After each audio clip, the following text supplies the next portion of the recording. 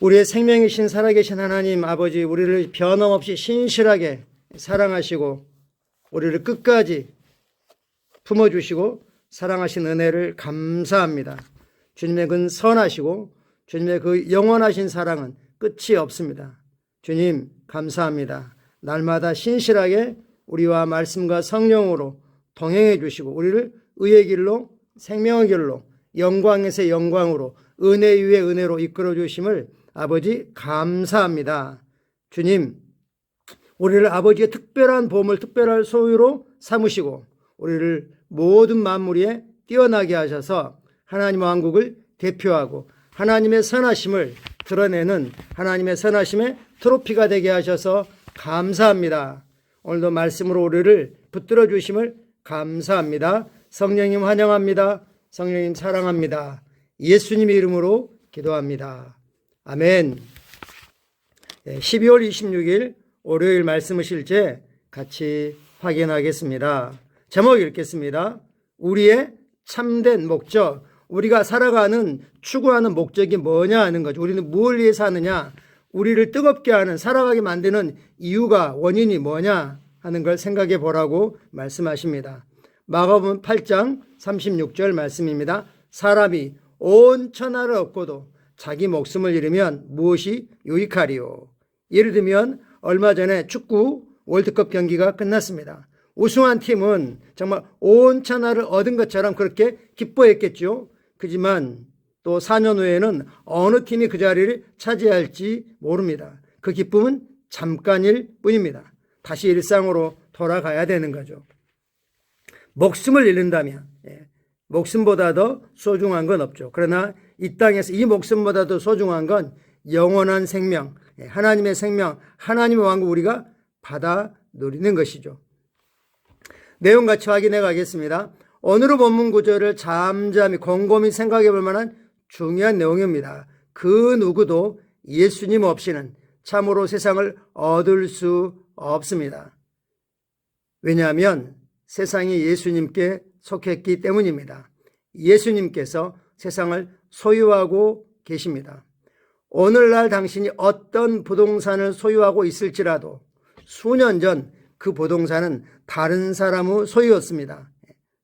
그 사람도 마찬가지로 그 사유지를 걸으며 내가 무엇을 가지고 있는지 봐라 라고 말했을 것입니다.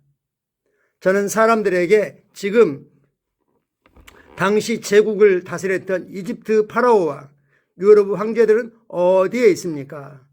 로마 제국의 시저 카이사르는 어디에 있습니까? 라고 묻습니다.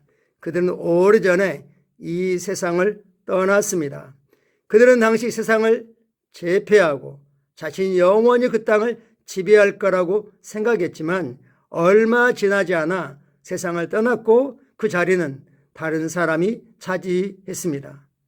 예를 들면 중국의 그 무수히 많은 통치자들이 불과 통치기간이 30년을 넘지 않, 30년이 아닙니다. 거의 10년도 제대로 안 된다고 합니다. 평균적으로는.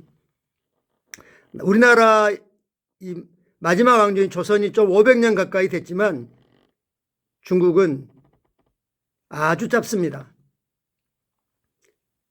그냥 잠시 뜬구름 같은 물거품 같은 그런 권력일 뿐이죠. 자연적인 영역의 사람은 영원히 살기 위해 무엇이든 내줄 것입니다. 그런 아무리 열심히 죽음을 피하는 방법을 찾아보아도 사람은 결국 원하든 원하지 않든 이 세상을 떠나야 합니다. 예수님은 수확물이 너무 많아 저장할 창고가 부족하자 기존의 창고를 허물고 새로 창고를 지어야 했던 엄청난 부자에 대해 가르치셨습니다. 그 부자는 몇 년이고 쓸 수 있는 자원을 축적한 것에 대해 굉장히 신났습니다. 부자가 이렇게 생각하고 있을 때 하나님께서 그의 방으로 들어오셔서 이렇게 말씀하셨습니다. 오 어리석은 자여, 오늘 밤에 내 영혼을 도로 찾으리니 그러면 내 준비한 것이 누구 것이 되겠느냐. 우리나라도 얼마 전에 뉴스에 소위 빌라 왕이라고 하는 40대 사람이 갑자기 이 생명을 잃은 채로 발견이 됐죠. 그 많은 빌라, 천여 채가 넘는 빌라인데도 그건 누구 것이 되는 겁니까?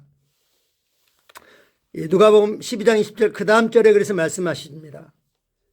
자기에 대해서는 부여하고 하나님께 대해서 부여하지 않은 자가 이와 같이 어리석다라고 말씀하시고, 이어서 이 설교 이어서 핵심하신 말씀은 그러므로 너희는 그의 나라와 그의 의를 구하라 라고 누가복음은 쭉 연결된 가르침으로 그의 나라와 그의 의를 구하라는 것이 어떤 배경에서 나왔는지를 설명하고 있습니다.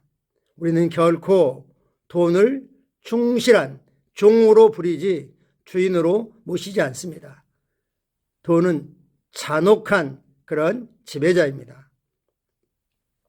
그래서 결론을 내립니다. 이 세상에서 당신의 삶의 목적은 무엇입니까? 우리 각자가 되새겨봐야 할 질문이죠. 이 세상에 살아가는 동안 잠깐 사는 겁니다. 잠깐 사는 동안 나의 삶의 목적은 무엇입니까? 부자가 되는 것입니까? 남에게 어떤 권세를 드러내는 것입니까? 그냥 단지 오래 사는 것입니까? 그것들은 영원이란 하나님의 시간 속에서 보면 정말 잠깐 있던 안개와 같이 아주 짧은 순간일 뿐입니다. 당신은 왜 여기 이 땅 지구에 계십니까? 제가 당신에게 그 이유를 알려드리겠습니다. 바로 예수 그리스도 복음이 땅 끝까지 이르도록 하기 위함입니다. 이것을 알 수 있도록 하나님께서 우리에게 신성한 건강을 주셨고, 위로부터 부으시는 초자연적인 공급으로 말미암는 부유함을 주셨고, 우리 삶 속에 샘솟는 기쁨을, 하나님과 연합하고 하나 된 평안을 주셨습니다. 두려움 없는 담대함을 주셨습니다. 일어나 너의 발로 서라. 내가 내게 나타난 것은 곧 내가 나를 본 일과 장차 내가 내게 나타날 일에 너로 종과 증인을 삼으려 함이니. 사도 바울이 다메섹으로 가는 길에 한낮에 눈이 멀고 예수님 만났을 때 주님이 하신 말씀입니다. 너를 지금 이렇게 이끌어왔던 이유와 목적은 나의 증인으로, 나를 섬기는 종으로 삼으려고 하는 것이다 라고 말합니다. 우리는 원치 않든 누군가의 종으로 누군가를 섬기며 따르고 살아갈 수밖에 없습니다. 어떤 사람은 표현하지 않지만 소위 말하면 물질, 재물, 돈의 종이 되어 있습니다. 쩔쩔매는 거죠. 어떤 사람은 사람들이 어떻게 생각할까 여기에 쩔쩔매는 사람도 있습니다. 하나님, 우리가 주님을 섬기는, 주님을 증거하는, 주님을 따르는 그의 나라와 그의 의를 구하는 자들이 되기를 원하십니다. 이것이 하나님께서 당신을 이 땅에 남겨두신 이유입니다. 이 땅이 죄악으로 가득하고 정말 소망도 없고 그런 땅에 하나님이 우리를 남겨두시고 싶은 마음이 전혀 없는 거죠. 아버지 왕국이 영광스럽습니다. 아름답습니다. 온전합니다. 거기는 눈물도 없고 어둠도 없고 어떤 주름질 것도 없는 완전한 곳입니다. 그곳에 아버지와 우리가 영원히 함께하기를 그날을 하나님이 우리보다도 갈망하십니다. 그 지혜로우신 사랑하신 하나님, 우리 왜 이 땅에 남겨두셨습니까? 잃어버린 영혼들을 아버지께로 이겨와서 같이 하나님의 가족이 되는 것이죠. 이것이 하나님께서 당신을 이 땅에 남겨두신 이유입니다. 당신은 목사, 전도자, 교사, 선지자 또는 사도로 부름받지 않았을 수도 있습니다. 그러나 예수를 주님으로 고백하고 믿고 있는 모두는 화해의 직분을 가진 영혼 구원자입니다.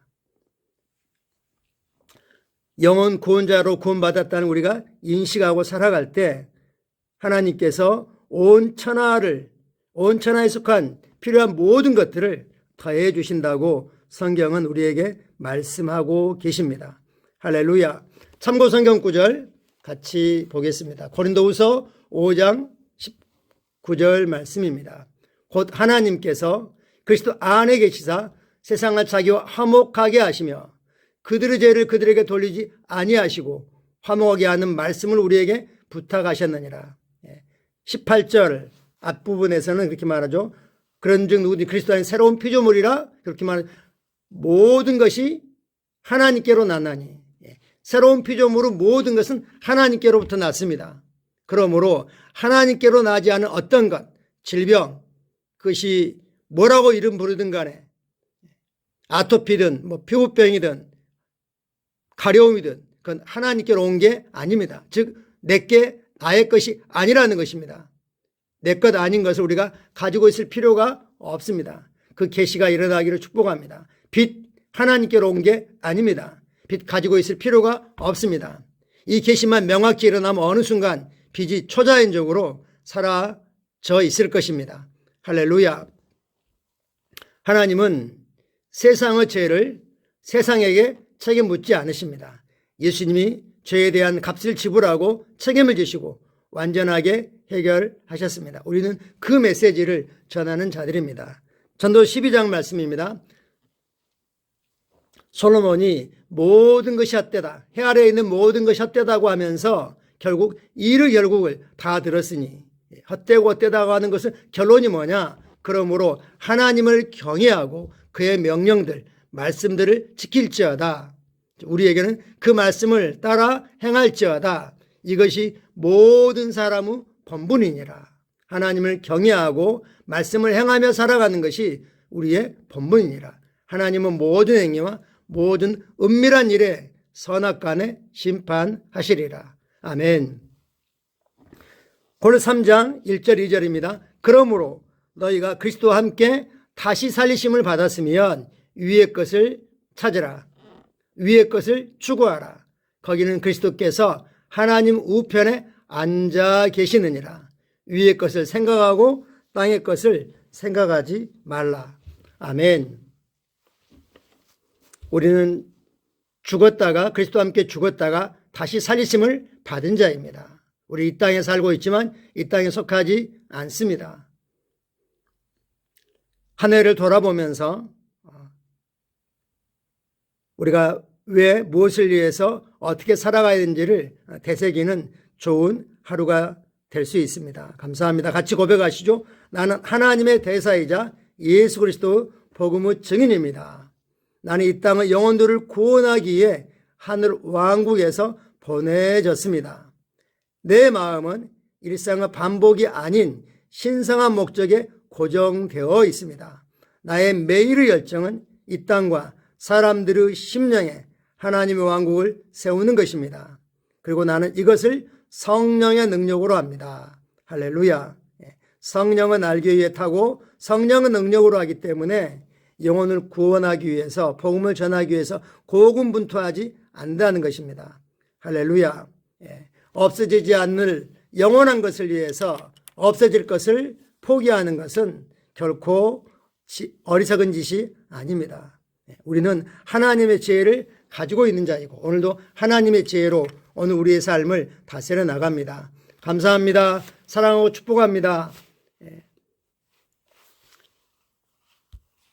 주님의 은혜가 넘치도록 풍성하게 오늘도 성도들 가정에 또 개인에 우리 자녀들에게 부어지고 있습니다. 감사합니다.